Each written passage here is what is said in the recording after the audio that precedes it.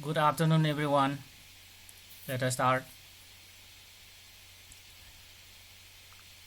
Today we shall take up a new chapter, Chapter 4, Human Development, of our NCERT textbook, Fundamentals of Human Geography. Now I shall share my screen.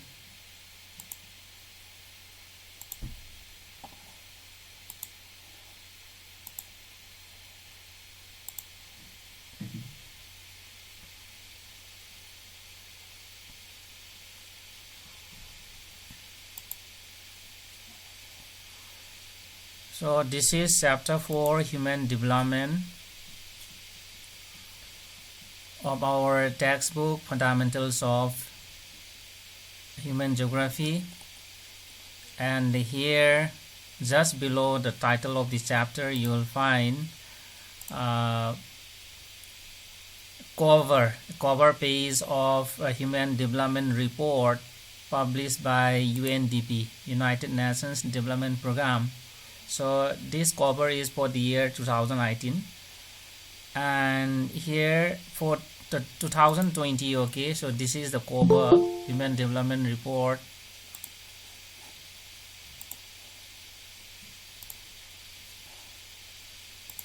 for the year 2020.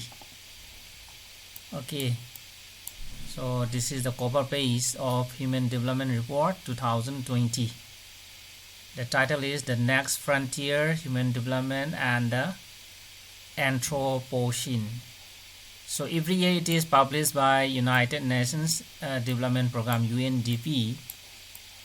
Okay, and this report calculates the Human Development Index for all the countries of the world recognized by the United Nations organization.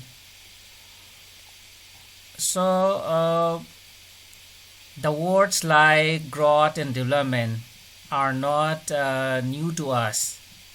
However, in the context of human development, the meaning is something different. And now let us read what is the difference between growth and development, and what is the meaning of growth, what is the meaning of development, and what is the difference between the two.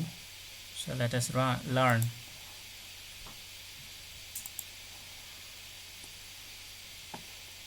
Let us read.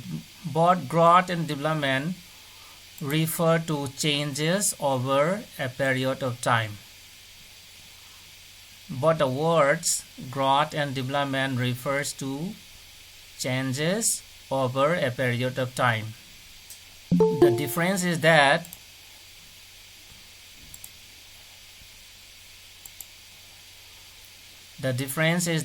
growth is quantitative and value neutral. Okay, growth is quantitative and value neutral. So it may have positive or a negative sign. So this means that the change may be either positive, that is showing an increase, or negative, indicating a decrease. So we have learned that growth refers to the change in number. Okay, it may be positive or negative. The change in the number may be negative, that is a decrease in the value, or positive, that is increase in the value. Whereas development means a qualitative change, which is always value positive. Okay, development refers to qualitative change, and it must be always value positive. There should not be a negative, there should not be a decrease in the quality of something. Okay, so from this we have learned that growth refers to the quantity, whereas development refers to the quality. Okay, and for the growth, there may be increase or there may be decrease. If there is increase, we call it positive growth. If there is decrease, we call it negative growth. However, for the development, it must be always value positive. So this means that development cannot take place unless there is an increment or addition to the existing condition. For the development, there must be always an increment or an addition to the existing condition. Okay, and development occurs when positive growth takes place. Yet, positive growth does not always lead to development. You must know that positive growth does not always mean development. Okay, growth may be there, but development may not be there. So development occurs when there is a positive change in the quality, as we read earlier.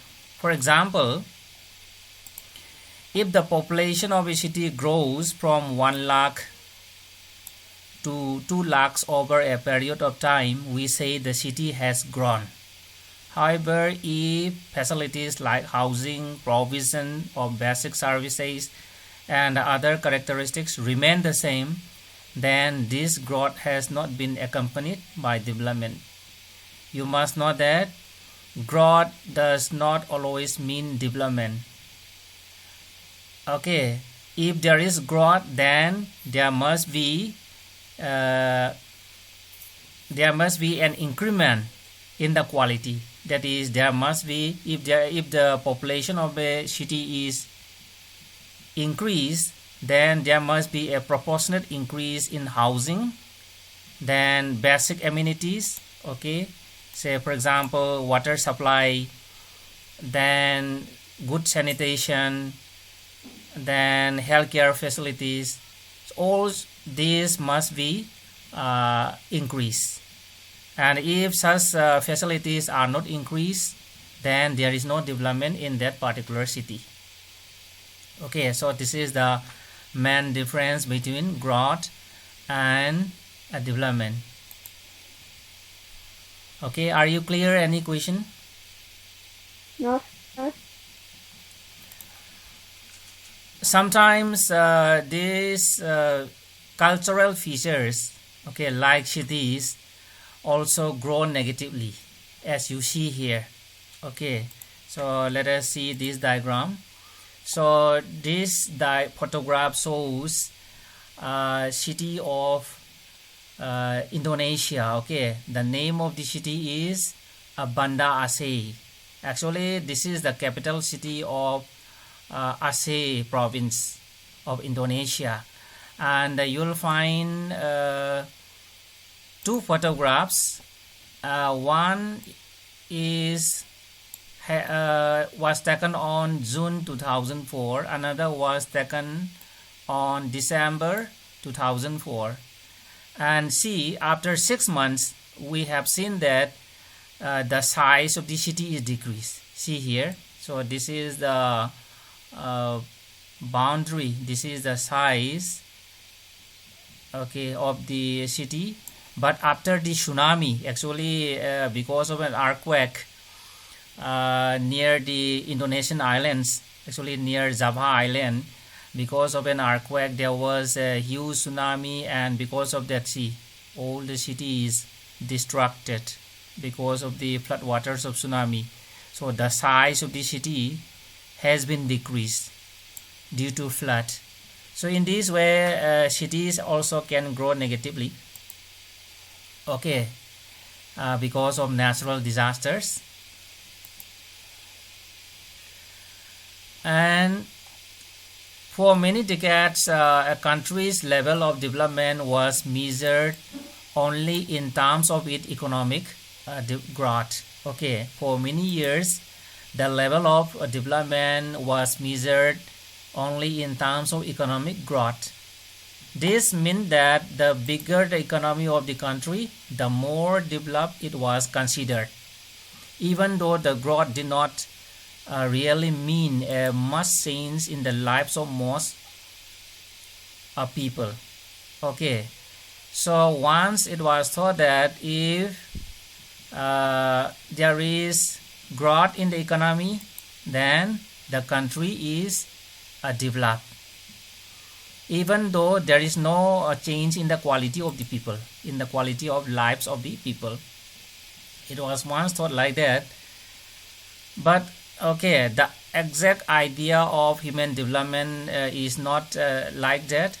The idea that the quality of life people enjoy in a country, the opportunities they have, and the freedoms they enjoy are important aspects of development is not new. Actually, these are the three important elements, okay, that should be considered for the to measure the development of a country.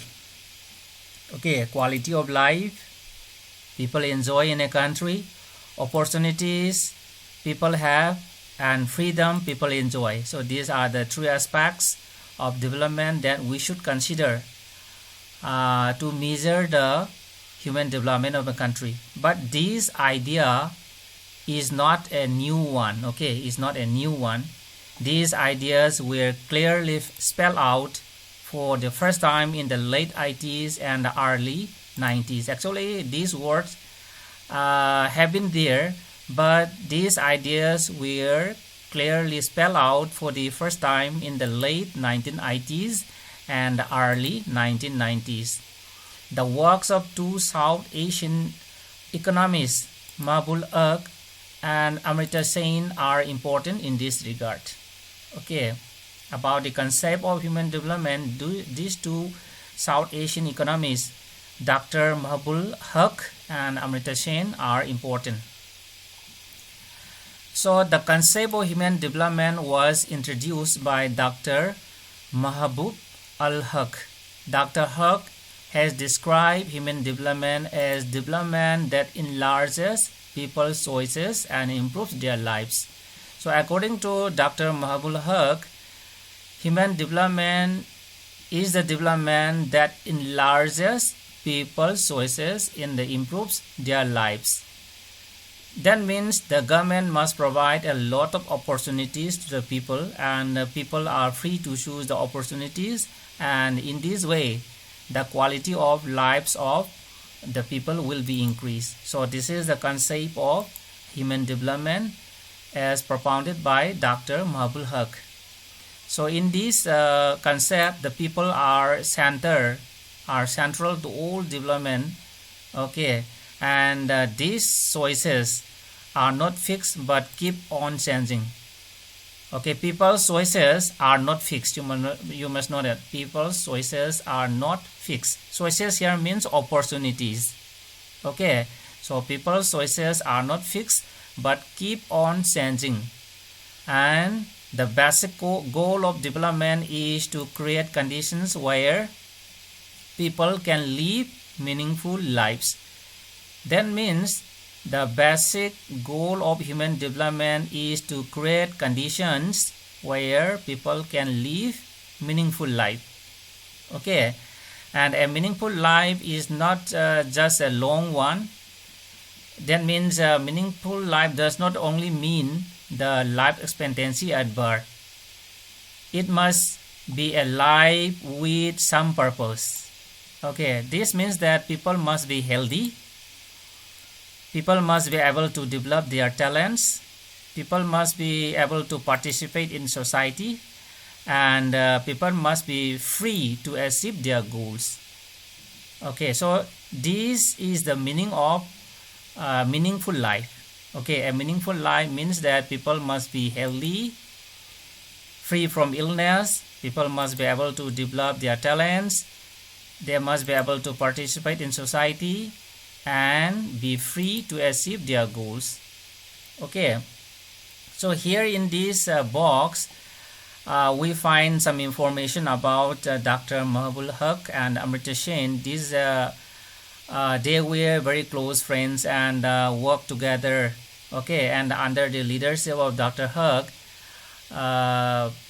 these human development reports were brought out. Okay, for the first time in 1990. See, a man of vision and compassion, Pakistani economist Dr. Mahabul Haq created Human Development Index in 1990. Okay, and since then, Human Development Report has been publishing every year by the UNDP, United Nations Development Program. Another man, Nobel laureate Professor Amartya Sen, saw an increase in freedom as the main objective of development. So according to Professor Amartya Sen, increase in freedom or decrease in unfreedom is the main objective of development. To provide freedom is the main objective of human development, according to Professor Amartya Sen. Okay. Then just now we have learned about the concept of a meaningful life. Okay, and in the next page we find diagram here. What is a meaningful life? Now can you tell me what is meaningful life and which of these is a meaningful life? So this is the diagram. So what is a meaningful life?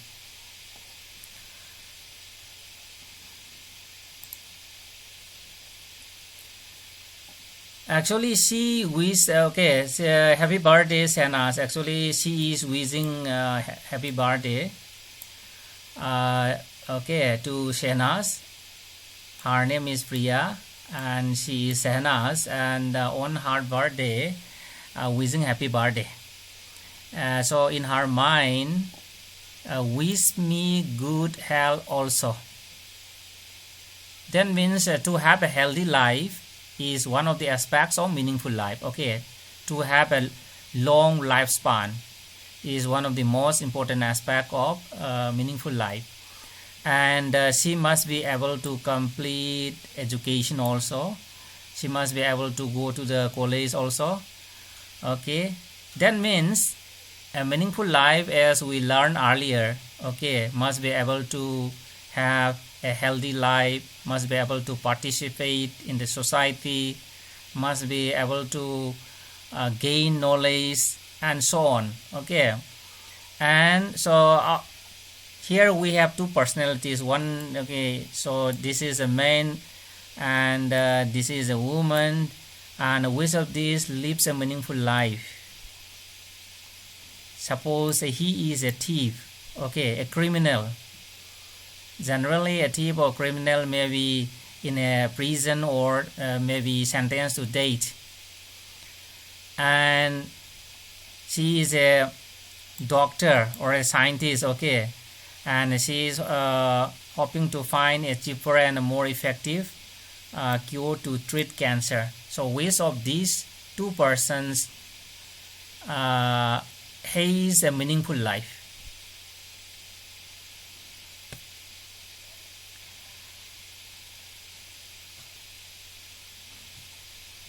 So as you know, in this case, the doctor, for example, has a meaningful life, and since he is not doing any useful work in the society, at the same time he is also doing antisocial activities, and his choices is also limited, and that is why she has a meaningful life. Clear? Any question up to here, boys and girls? Yes, sir.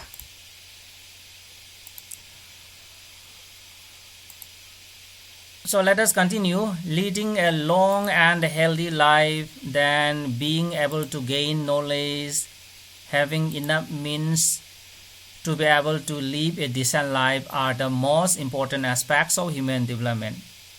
It is repeatedly mentioned in our book that leading a long and healthy life, then being able to gain knowledge, being able to get educated, then living enough means to be able to live a decent life, a good quality life, are the most important aspects of human development. And therefore access to resource, then health, education, are the key areas in human development. So these are the 3 key areas of human development: access to resource, health, education. So these are the 3 key areas in human development. Very often people do not have the capability and the freedom to make basic choices. Okay, most of the cases, all the people in the country are not able to get or to choose the basic choices. There may be many reasons for that. So this may be due to their inability to acquire knowledge. Say some people are illiterate, and that is why they may not be able to or they are not capable to make their choices. Then their material poverty, social discrimination, inefficiency of institutions, and other reasons. Okay, so this prevents them from leading healthy lives, being able to get educated, or to have the means to live a decent life. So due to inability to acquire knowledge, due to material poverty, due to social discrimination or inefficiency of institutions, inefficiency of schools or hospitals, and so on. Because of all these inefficiencies, people may not be able to choose their basic choices. Building people's capabilities in the areas of health, education, and access to resources is therefore important in enlarging their choices. So to enlarge the choices of the people, we must build capabilities. We must build capabilities in the areas of health, education, and access to resources. That means we must give education to the people. Then people must be able to lead a healthy life, and people must be able to access, people must be able to use the resources endowed in a country. Remember, if some section of people are not allowed to use the resources, that means his or her choices is limited. We have one example. For example, an uneducated child cannot make the choice to be a doctor because her choices has got limited by her lack of education.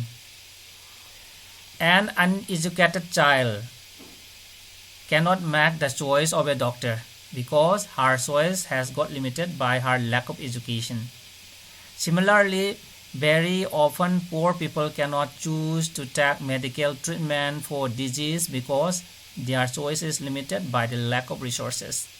They don't have money. Poor people don't have the resources. They don't have the money for medical treatment, and their choice is limited by the lack of money.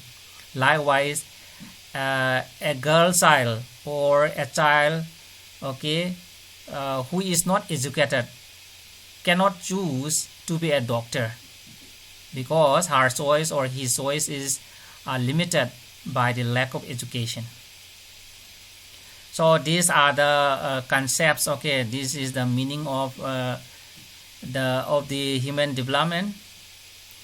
And next we have another topic, that is the 4 pillars of human development. Just as many building is supported by pillars, the idea of human development is supported by the concepts of equity, sustainability, productivity, and empowerment. So these are the 4 pillars of human development: equity, sustainability, productivity, and empowerment. So let us learn the meaning, the concepts in detail. The first pillar is equity. So equity refers to making equal access to opportunities available to everybody. The opportunities available to people must be equal irrespective of their gender, race, income, and in the Indian case, caste.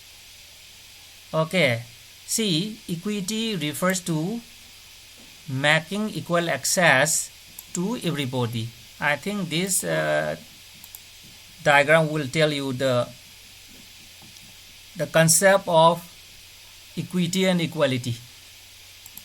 Just see here. So this is what I call equality. Okay, equality. And this is called equity. Just see here. At the end, the achievement is the same. In case of equality, actually resources are provided to all the sections of the people, but he has achieved his goal. He also has achieved his goal, but he is not able to achieve the goal. But here in the case of equity, all the sections of people are able to achieve the goal. See here, all the sections of people are able to achieve the goal. They can watch the cricket.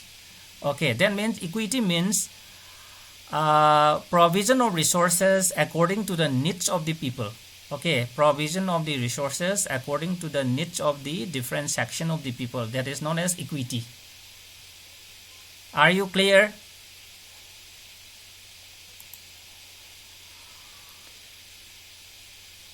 Okay, the opportunities. Yes, the opportunities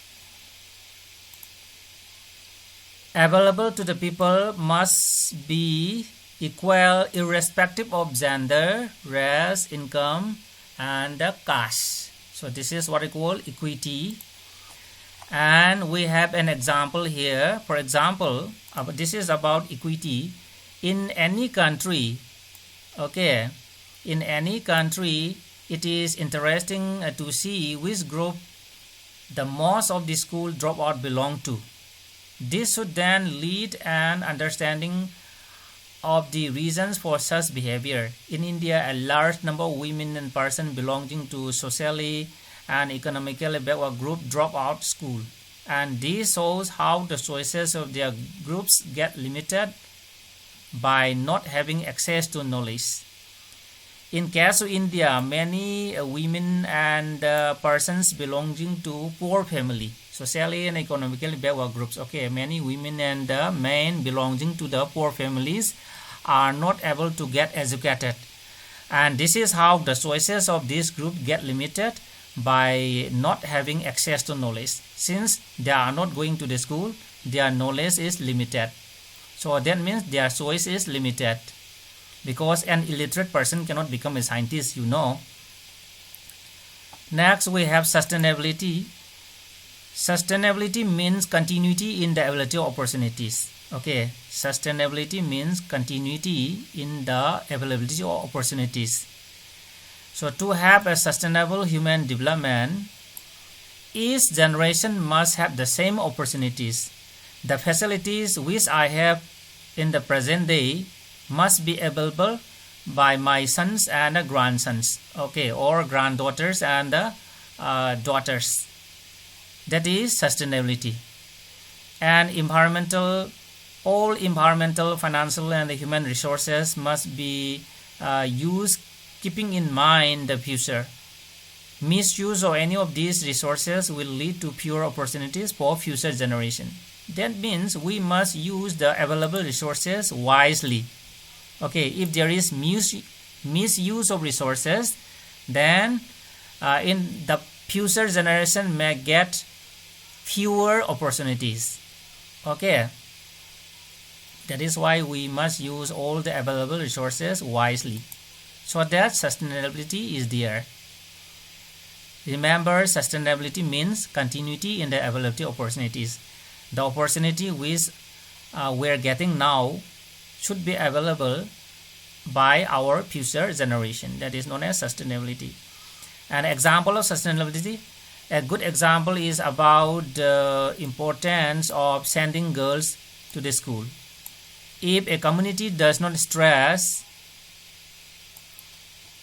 the importance of sending its girl children to school, many opportunities will be lost to these young women when they grow up. If girls are not allowed to send to the schools, then in the future these young women, okay, will not get those opportunities.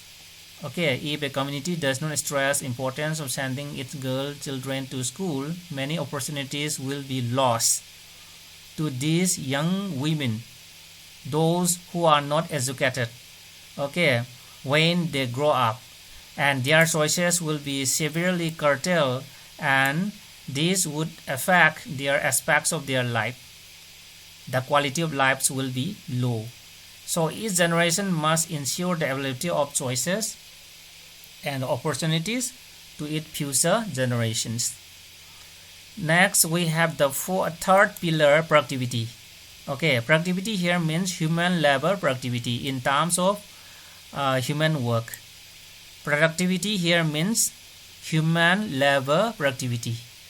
Okay, and such productivity must be constantly enriched by building capabilities in people. Ultimately, it is people who are the real wealth of nations. People are the real wealth of the nations, because it is they who use the resources, and accordingly country will be developed. And therefore, effort to increase their knowledge or provide better health facilities ultimately lead to better work efficiency.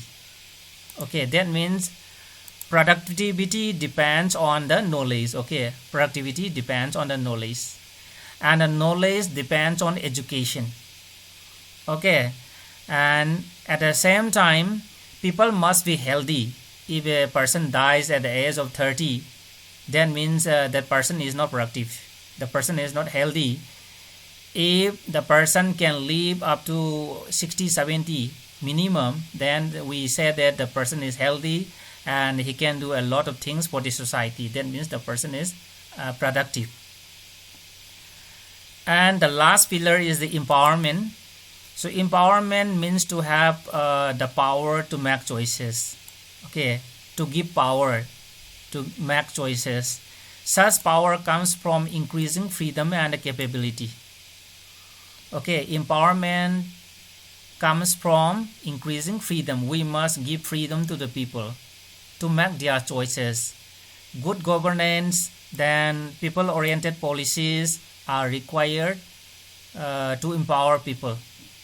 Empowerment of socially and economically disadvantaged groups is of special importance for the development of a country. Okay, say for example about the illiteracy of the girls in India. So empowerment must be there. We must give power to the girls, okay, to make their choices. They should be able to go to the school, and only after that there will be development. So these are the 4 pillars of human development. Any question, boys and girls? No, sir. Okay, then let us stop here for today. Thank you very much for joining my class, and don't forget to send your names in WhatsApp group for attendance. Thank you, sir. My pleasure.